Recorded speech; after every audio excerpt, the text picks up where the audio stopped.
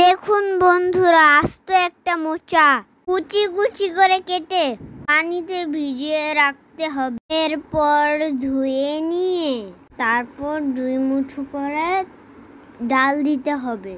তারপরে পেঁয়াজ, রসুন, কাঁচামরিচ, মরিচের গুঁড়া, হলুদের গুঁড়া, আদা, রসুন ও জিরা পেস্ট সব একত্রে মিলিয়ে কড়াইয়ের ভিতরে শুকনো মরিচ ও তেল দিয়ে সেই সাথে লং, দারচিনি, এলাচ, তেজপাতা দিতে হবে।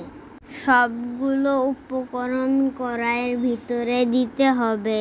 5-6 মিনিট ভালোভাবে কষিয়ে নিতে হবে। স্বাদ মতন লবণ দিতে হবে। কষানো শেষ হলে পরিমাপ মতন পানি দিতে হবে।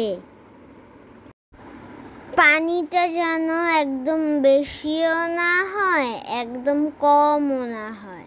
এরপর ঢাকনা দিয়ে ঢেকে দিতে হবে। প্রায় আধা ঘন্টা রান্না করতে হবে। তারপর সম্পূর্ণ পানিগুলো শুকিয়ে নিতে হবে। ভাজিটা মুলাম করার জন্য চেপে চেপে দিতে হবে খুন্তি দিয়ে। দেখুন ফাইনাল লুকে ভাজিটা কত ইয়াম্মি হয়েছে।